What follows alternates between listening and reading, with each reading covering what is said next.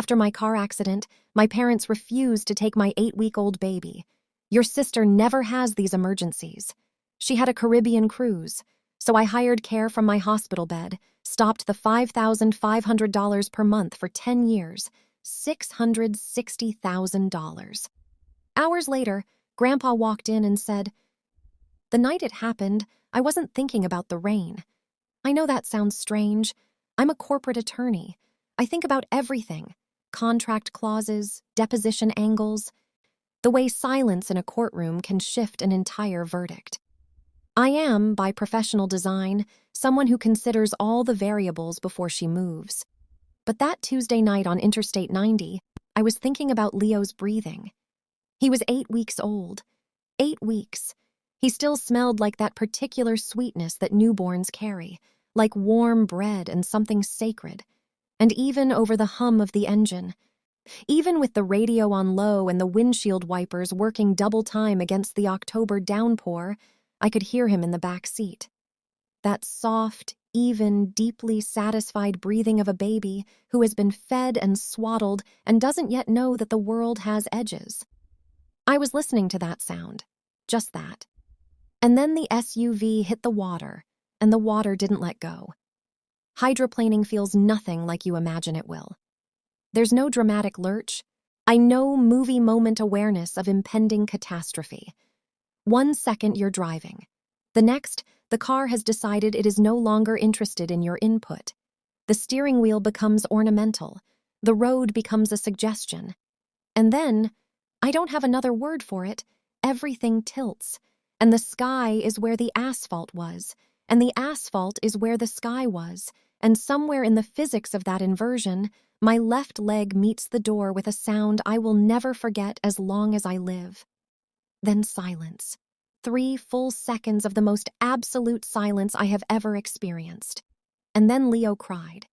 I want you to sit with that for a moment, because that cry, that furious, indignant, I am wet and upside down and I demand answers cry, is the most beautiful sound I have ever heard in my entire life. I didn't fear death in those 3 seconds of silence. I've thought about this a lot in the months since, and I can tell you with complete honesty that it was not my own survival I was bargaining for in the dark. It was his, an 8-week-old boy who had not yet learned to hold his own head up, strapped into a rear-facing car seat in a flipped SUV in the rain on a highway in Chicago, and he was crying, which meant he was breathing, which meant the universe had decided to be merciful on a Tuesday. I started screaming then, for help, for anyone. The ambulance came in 6 minutes. It felt like 6 years. By the time they pried the door open and got Leo out and checked him over and told me, not asked me, told me firmly and with the particular professional gentleness of people who have delivered terrible news to strangers in the rain, that he appeared unharmed, I had already begun the mental calculation that injured attorneys do reflexively even in crisis. The leg was bad. I could tell from the pain, from the angle, or from the way the EMT's face shifted when she looked at it. Surgery, recovery, weeks, minimum. Leo needed someone. I had exactly one answer. Call my parents, I told the nurse who took my phone as they loaded me into the ambulance. The number is under Mom. They're 20 minutes from this hospital. Tell them what happened. Tell them to come get Leo. She nodded. She found the number. She called. I want to tell you about the sound in the background of that phone call, because it is the sound that changed my entire life. Steel drums. Not metaphorical steel drums, not the memory of steel drums. Actual steel drums playing actual Caribbean music, and underneath it, laughter, and underneath that, the particular high-pitched crystalline sound of glasses being clinked together in celebration of something. My mother answered on the 4th ring. Simone? Her voice was warm and slightly louder than usual, the way voices get when there's ambient noise and mild alcohol. The nurse explained what had happened. The accident, the hospital, Leo, the surgery I would need, the temporary custody situation that would arise if no family member was available to take him. There was a pause, not a shocked pause, Not the pause of a woman absorbing terrible news about her daughter and her 8-week-old grandson. It was a different kind of pause, the kind that precedes a negotiation. "Well," my mother said, "oh, we're boarding in 40 minutes." I think the nurse assumed she had misheard. "I'm sorry?"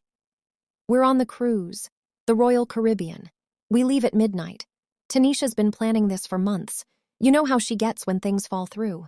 It's her birthday trip, really. We tagged along because she invited us. It would really devastate her if we—" "Ma'am," the nurse's voice was careful, "your daughter has a shattered leg. It's your 8-week-old grandson. Can't she hire a night nurse? Those agencies exist for exactly this reason. Simone makes good money. This is manageable. She's always so dramatic about things. Tell her to call Elite Care. They have 24-hour placement." And then, as I lay in that ambulance with my leg in a temporary brace and rain still hitting the roof and my son swaddled against a paramedic's chest, I heard my mother say 4 words that I have since turned over in my mind the way you turn a stone over to see what's underneath it. She said, "Don't be selfish, Simone. Don't be selfish." I had been sending my parents $5,500 every single month for 10 years. Let me say that again, slower, because I need you to feel the weight of it the way I felt it in that ambulance. In that particular combination of morphine and shock and the specific grief of realizing something you had been not knowing on purpose for a very long time. $5,500 every month for 10 years. That is $660,000. That is not an allowance. That is not generosity. That is a financial life support system that I had constructed around 2 adults who were perfectly capable of supporting themselves. And I had done it because I was the successful one, and because they had raised me, and because every time I thought about stopping, my mother's voice in my head said some version of, "Don't be selfish, Simone," and I quieted the math and sent the transfer and went back to work. $660,000. And they wouldn't drive 20 minutes. There is a specific kind of clarity that arrives in crisis. I've read about it. The way trauma strips away everything non-essential and leaves you with only the truest version of what you know. Lying in that hospital bed while a surgeon explained what the next 6 weeks of my recovery would look like, something in me became very, very still. Not the stillness of defeat, the stillness of decision. I called Elite Care from my hospital bed. Leo was placed within 3 hours. A woman named Gloria, with a warm face and a calm manner, who sent me a photo of him sleeping at 2 a.m. With a caption that said, "All is well." Then I called my lawyer. His name is David Chen, and he has been my attorney for 8 years, and when I told him what I needed, there was a pause on his end too. But this one was the pause of a professional recalibrating. "All of it?" he said. "All of it," I said. "Tonight?" "As much as we can do tonight. You have to understand something about me and about the people who raised me to understand what happened next. I am the daughter of Raymond and Tanisha Jackson, Ray and Tanisha, as everyone calls them, and I grew up in a nice house in a nice suburb, and they worked hard and they sacrificed genuinely when I was young, and there was a period of my life when I would have handed either one of them my actual heart if they'd asked for it. I loved them the way daughters love parents before they understand that love can be weaponized by people who are very good at appearing to give it. My grandfather, on my father's side, is a man named Otis Jackson. Otis is 81 years old and built a real estate portfolio in Chicago over 50 years that is, depending on the quarter, worth somewhere between $12 and $18 million. He is small and precise and wears the same style of suit he has worn since 1974. He does not raise his voice. He does not need to. When I graduated from law school, Otis called me to his house and spread documents across his kitchen table and explained my inheritance with the thoroughness of a man who had spent decades watching his family make bad decisions with money. The penthouse on Lakeshore Drive, the penthouse where my parents had lived for 11 years, the penthouse they had redecorated 3 times and described to everyone they knew as theirs, was held in an irrevocable trust. The beneficiary was me. My parents were listed. Not in careful legal language that I had reviewed and filed and honestly never expected to need, as residential caretakers. Not owners, caretakers. There is a clause. There is always a clause when Otis draws something up. The caretaker designation could be revoked in writing by the beneficiary upon documented evidence of neglect, exploitation, or conduct contrary to the interests of the trust. Otis had been very specific about what those words meant. He had made me read it aloud to him. I had read it aloud. I had filed it. I had gone back to work. And for 11 years, I had sent $5,500 a month to two people who were living, rent-free, in a property they didn't own, who I had also furnished and insured and kept in vehicles and credit and every conceivable comfort. Let me tell you about the next 72 hours, because they were among the most productive of my life. From my hospital bed, with my leg elevated and a morphine drip doing what it could, I had David draft the transfer cancellation. The standing order, $5,500, first of every month, transferred automatically to a joint account my parents controlled, was terminated. David handled it remotely. I signed electronically. The black card. You know the kind. The card I had added my mother as an authorized user on 7 years ago because she mentioned once that it was inconvenient to have separate accounts for household expenses. Not the card she had since used for spa appointments and designer purchases and a cruise deposit, among other things. I called the bank directly. I was polite. I was a card holder with a medical emergency who needed to report a card potentially compromised. They froze it within the hour. The power of attorney. My father had held limited power of attorney over a secondary account I maintained for family expenses since 2018. Revocation is a single document. David sent it by courier. The eviction paperwork, and I want to be careful here because I know that word lands heavy, was not punitive. It was procedural. They were caretakers. The caretaker designation was being revoked. What follows revocation is legally a notice to vacate. I didn't invent this. Otis built it this way on purpose, because Otis has always known things about people that the people themselves don't know he knows. 30 days, David said when everything was filed. 30 days, I agreed. Then I lay back against my hospital pillow and watched Gloria's text updates about Leo. He drank 2 ounces, she wrote, with a small bottle emoji. And I felt something I hadn't felt in a very long time. I felt like myself.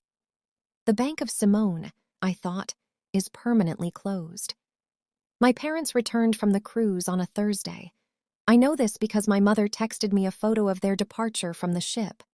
Tanisha in a yellow sundress, sunburned and laughing, my mother in a wide-brimmed hat, or my father in linen, with the caption, "Beautiful trip. Call when you're feeling better," as though I had had a mild cold, as though I had not been in surgery while they were sipping drinks on a balcony somewhere near Nassau. I did not respond to the text. They discovered the credit card situation at a luxury boutique on Michigan Avenue 2 hours after they landed. My mother called me, voice already climbing toward the register I recognized from childhood as her danger octave. Something is wrong with the card, she said. I know, I said, a beat. What do you mean you know? I mean I'm aware, I said in my attorney voice, the one that has no temperature.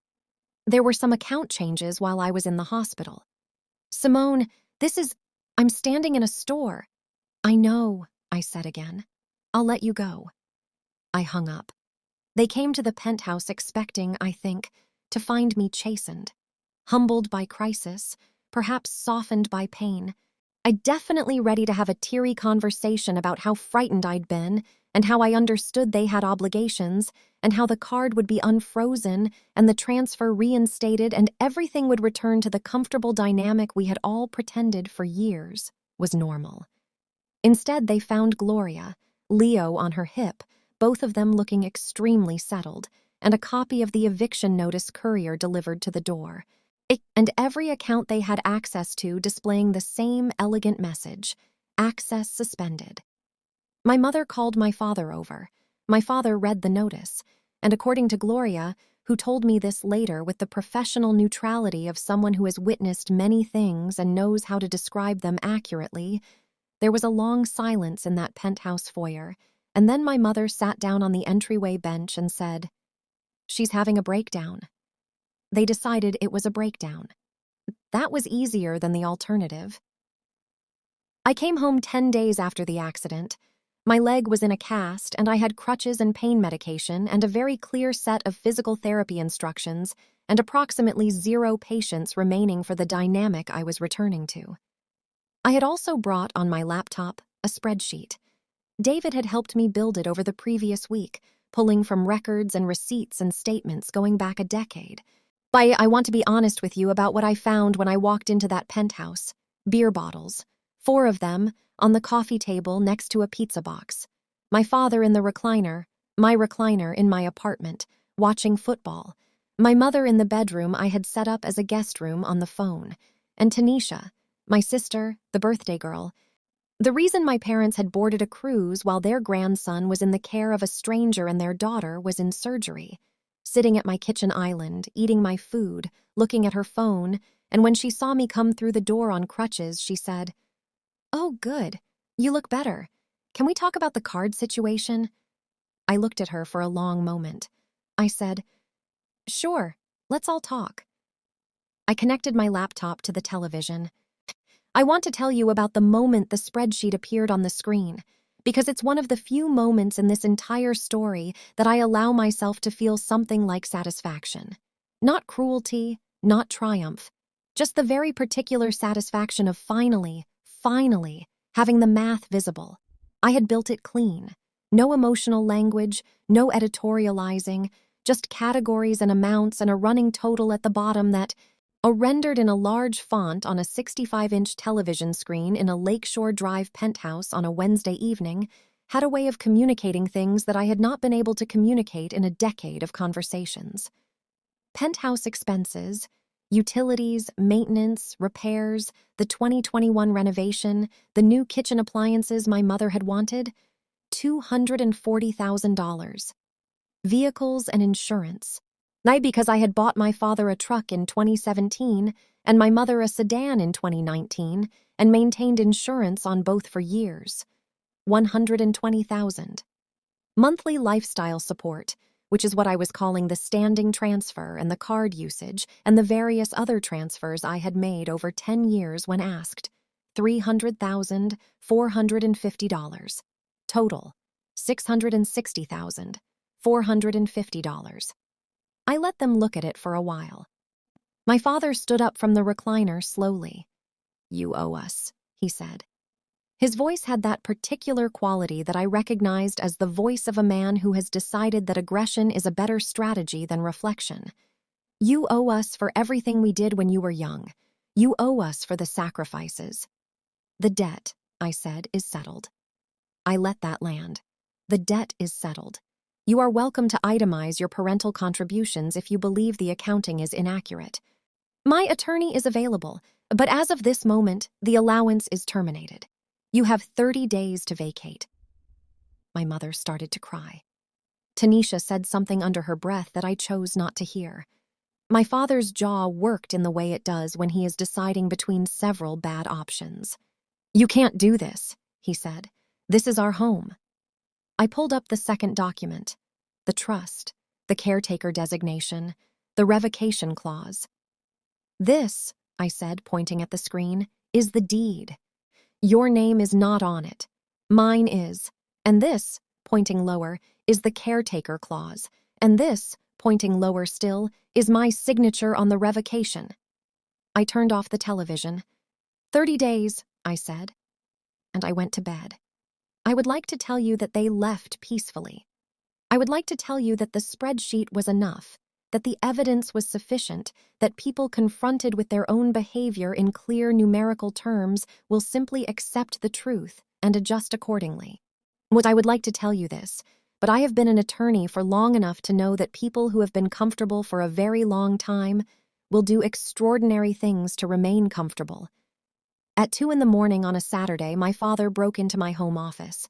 I had a camera in there, a small one positioned toward the door, Not because I had expected this specifically, but because I am a woman who has learned in her professional life that documentation is never wasted. He didn't know about the camera. He sat down across from my desk as if he owned the room, which, I want to note, he had always treated as though he did. And he looked directly at the space where he assumed I was, which was my desk chair, which was empty because I was asleep and the camera was recording. He said, "It would be a shame if you fell out of that chair." He let that sit. Then he said, "You can't protect that baby from everything. Don't forget that." Then he left. I watched the recording the next morning on my phone. Gloria was giving Leo his bottle in the living room.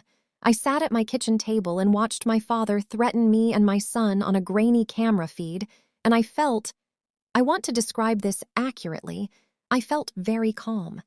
The same stillness as the hospital, the stillness of a decision already made. I forwarded the video to David. David forwarded it to a colleague who specializes in criminal law. And then I waited. Because the best moves in chess are often not the immediate ones. The grandparents' rights gambit came 2 weeks later. I had expected something like it. When people are cornered and have nothing left to leverage, they will attempt whatever move they think is most destabilizing. But the specifics were more aggressive than I had anticipated. Through a family attorney they'd apparently found in a hurry. My parents filed an emergency motion claiming that I was addicted to prescription pain medication following my accident, that I was emotionally unstable, that my home environment was dangerous for an infant, and that they were the appropriate caretakers for Leo pending evaluation. They wanted $7,000 a month, power of attorney, reinstated cards. In exchange, they would drop the petition. That is not a custody filing. That is an extortion attempt dressed in legal clothing. David identified it as such within approximately 4 minutes of reading it. But I had something better planned than a legal counterfiling. I called them and told them I wanted to talk, that I had reconsidered, that I thought we could find a resolution over dinner. My mother's voice went warm again, that particular warmth that arrives when people believe they have won. And she said, "Of course, yes. Friday, shall we order from that French place?" I said yes.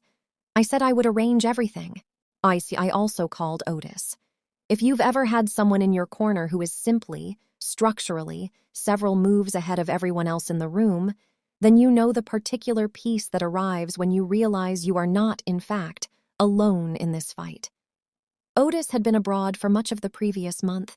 He travels more than you'd expect for an 81-year-old, with less explanation than anyone feels comfortable asking for. But he had read David's summary of events with the careful attention of a man reviewing a brief, and he had said, over the phone, in the quiet, precise voice that I have loved since I was 7 years old, "I'll be there Friday, Simone. Have the documents on the table." And he was. The door opened at 7:45 on a Friday evening, and my grandfather walked in. And I watched my father's face do something I had never seen it do before. I watched him become small. Otis is not an imposing man in the physical sense. He is 5'8" and walks with a cane now and wears reading glasses on a chain. But he carries himself with the specific authority of someone who built something real over a long time and has nothing left to prove to anyone in any room he enters. He sat down at the head of my dining table without being invited to. Because it is his table in his trust property, and he set his briefcase on the floor and looked at my parents and my sister, and he said simply, "Let's get through this." My father opened his mouth. Otis held up one finger, just one, and my father closed it. Otis reached into his briefcase and placed the deed on the table, slid it toward the center. "Let everyone look at it," he said. "I am going to read the relevant section aloud. Because I believe there has been some confusion about the nature of your residency here." And he read it. Clear and measured and complete. The beneficiary clause, the caretaker designation, the revocation conditions, neglect, exploitation, conduct contrary to the interests of the trust. My father said, "That's Simone's interpretation." Otis said, "That is the document." He tapped it once. "I wrote it. I know what it says." Then I played the hospital recording, the nurse calling my mother. The steel drums, The laughter. Tanisha needs this trip. Don't be selfish, Simone. The room was very quiet after that. Then I played the office recording. It would be a shame if you fell out of that chair. You can't protect that baby from everything. My sister put her hand over her mouth. My mother looked at the table. My father turned a color I don't have a name for. Otis listened to both recordings with the expression of a man confirming what he already knew. When they were done, he folded his hands on the table and he looked at my father with something that was not anger.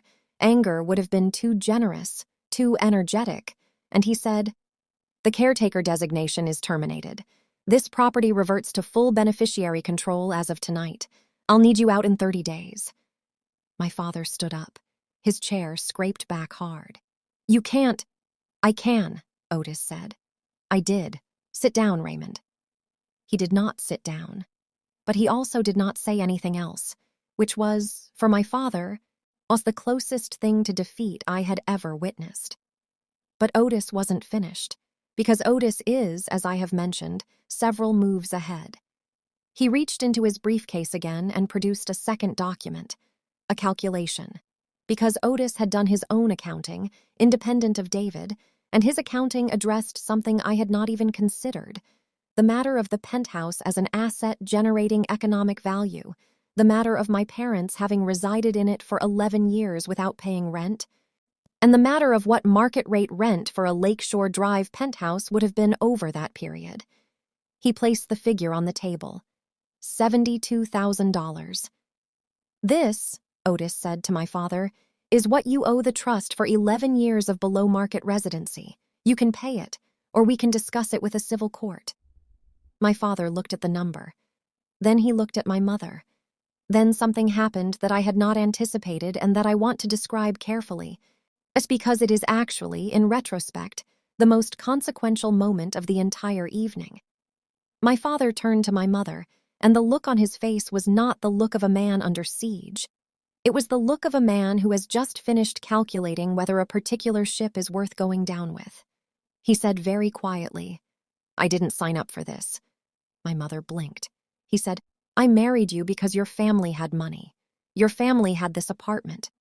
I have been very patient for a very long time, Tanisha, but I did not sign up to owe $72,000 and get evicted for your daughter's—" My mother stood up. What followed is not something I will recount in full, because there are parts of it that belong to them, and not to this story. But the essential information is this. My father left that apartment that night, not 30 days later. That night, with a bag, in his truck, which he also couldn't technically afford without my support. He did not come back. They had been married for 31 years. It took one spreadsheet and one civil liability figure to surface something he had been carrying for at least a decade. I don't feel responsible for that. I want to say that clearly. I did not destroy their marriage. I removed a subsidy that had been papering over a structural failure for years. The failure was already there. Money, like water, it just follows the path of least resistance, and when you remove the money, you see very clearly which paths were real. Otis signed the final eviction notice before he left that night. He squeezed my hand at the door and looked at Leo, who had, through all of this, remained asleep in the next room in Gloria's care, completely unbothered by history being made 20 feet away. And he said, "He's going to be something." Then he put on his coat and went home. My mother had 30 days. She used them badly. I will not pretend there wasn't a period of chaos, because there was. My mother, without my father, and without the financial infrastructure I had provided, discovered that the life she had been living existed almost entirely on borrowed architecture. She tried to access things she no longer had access to. She tried to call people who were now David's problem and not mine. She was caught, at some point during those 30 days, by the building's security system taking 2 pieces of jewelry from the penthouse, jewelry that was, for the record, mine, and the camera footage went to building management, and then to David, and then became, briefly, a matter of potential criminal interest before my mother quietly returned the items and David quietly declined to pursue it further. He told me about it after. I did not thank him for the restraint. I did not condemn it either. I had made my move. What happened in the fallout was, at some level, beyond my jurisdiction. Tanisha left within 2 weeks. I don't know where she went. We have not spoken. My father's truck was repossessed 6 weeks after he left. I know this because one of my college friends saw it happen at a gas station and texted me a photo with a question mark. I did not respond with an explanation. I just saved the photo to a folder I have labeled, simply Notes. The church friends, and my parents had many church friends, people who had known them for decades and who had heard over the years various versions of my life as evidence of their success. The church friends saw what happened in the way that community always sees things, gradually and then all at once. My mother went from the penthouse to a rental apartment in a neighborhood that has different associations than Lakeshore Drive. My father went from a truck and an address he was proud of to a security guard position at an impound lot, which is, if you're looking for symbolism, exactly as heavy-handed as it sounds. I know these things because I kept track, not from cruelty, from documentation. I am an attorney. I document. Neither of them reached me. I had blocked both numbers before the 30 days were up. My email has a filter that bounces anything from their addresses. The bridge is not burned in anger. It is closed, calmly, the way you close a case file when it's been fully resolved. It will not be reopened. 6 months after the accident, I was promoted to senior partner. I want to tell you about my apartment now because it matters. The penthouse is mine, genuinely, peacefully, entirely mine. And I renovated it the way I would have renovated it years ago if I hadn't been deferring to other people's tastes in my own home. The living room is lighter now. I got rid of the heavy furniture my mother had chosen. The guest suite, which was the room my mother used as her territory, is now Otis's room. He comes on weekends. He and Leo have developed a relationship that I did not engineer and cannot fully describe. Something wordless and specific. The way very old people and very young people sometimes understand each other completely without language.